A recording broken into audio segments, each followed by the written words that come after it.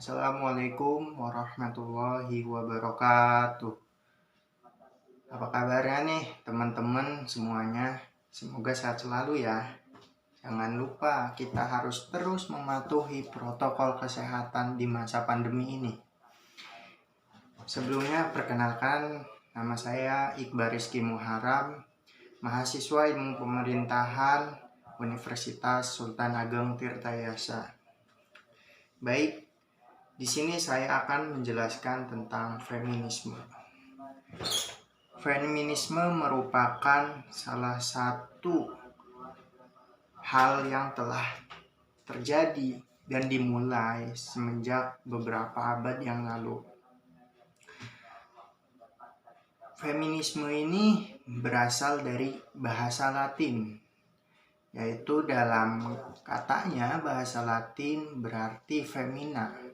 Kemudian kata femina tersebut diterjemahkan ke dalam bahasa Inggris yang berarti feminim, yang memiliki sifat perempuan. Kemudian kata feminim tersebut ditambahkan kata isme sehingga memiliki sebuah arti perihal perempuan.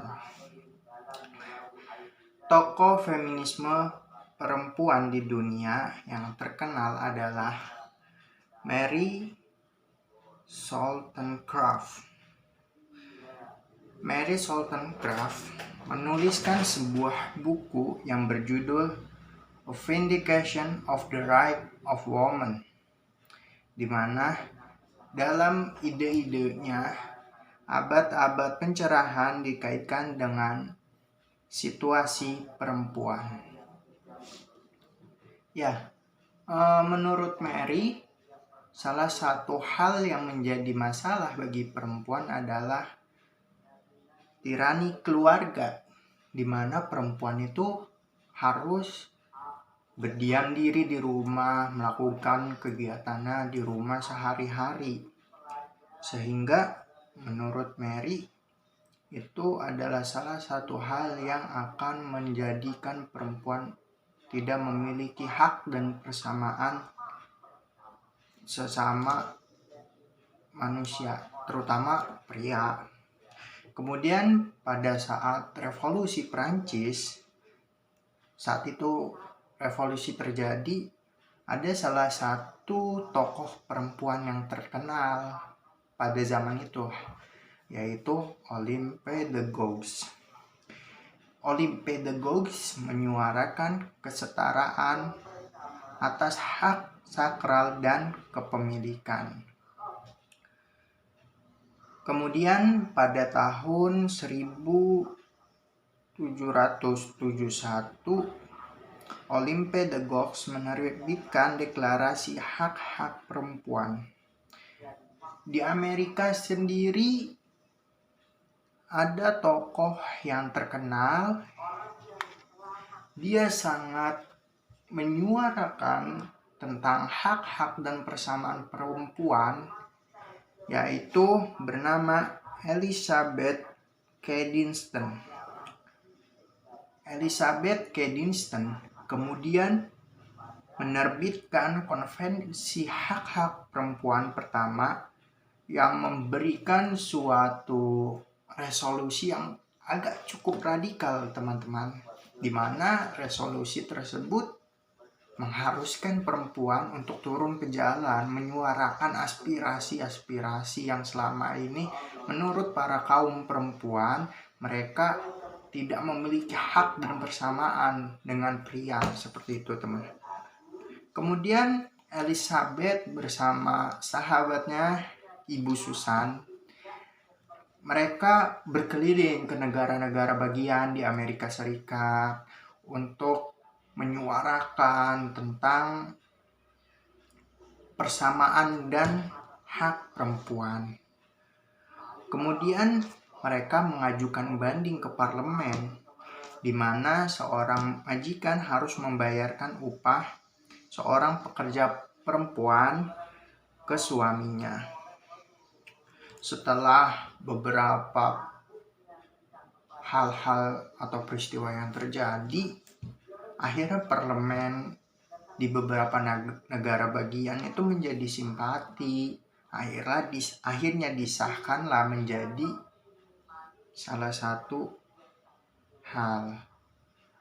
Di Indonesia sendiri, tokoh yang terkenal dengan menyuarakan aspirasi itu yang kita peringati sejak kita TK lah. TK, SD, SMP itu, bahkan kuliah pun kita mengenalnya dengan R.A. Kartini. Yap, benar, Bu Kartini. Beliau sangat menyuarakan hak dan persamaan perempuan. Bahkan adalah istilah di mana emansipasi wanita. Selain itu, perkembangan di Indonesia tersendiri terkait dengan hak dan persamaan perempuan adalah perempuan diperbolehkan untuk menjadi politisi, kemudian kepala daerah, kemudian pengusaha, presiden, bahkan yang sekarang adalah ketua DPR RI, Ibu Puan Maharani. Itu adalah seorang perempuan. Bu Puan Maharani merupakan ketua DPR RI perempuan. Beliau merupakan anak dari Presiden perempuan pertama Ibu Megawati Soekarno Putri. Ya, berarti di sini perempuan di Indonesia sudah memiliki hak dan persamaannya. Seperti itu, teman-teman. Kemudian di dalam Undang-Undang Nomor 20 Tahun 2008 tentang kebijakan yang mengharuskan partai politik menyertakan keterwakilan perempuannya minimal 30% dalam pendirian maupun dalam kepengurusan di tingkat pusat. Berarti kita dapat menyimpulkan bahwa perempuan di Indonesia itu sudah memiliki hak dan persamaannya. Tetapi masih banyak kekurangan di sini, sehingga permasalahan terkait perempuan itu masih cukup banyak. Ya, kasus-kasusnya seperti pelecehan seksual terhadap perempuan atau kekerasan dalam rumah tangga kepada seorang istri, yaitu harus segera diselesaikan agar persamaan dan hak yang dimiliki seorang perempuan itu harus bisa benar tercapai. Seperti itu, teman-teman. Ya, baik. Kurang lebihnya saya mohon maaf. Cukup sampai di sini. Saya meminta maaf apabila dalam materi atau penjelasan kali ini saya ada perkataan yang salah. Mohon dimaafkan. Kurang lebihnya begitu saja. Terima kasih. Sampai berjumpa. Wassalamualaikum warahmatullahi wabarakatuh.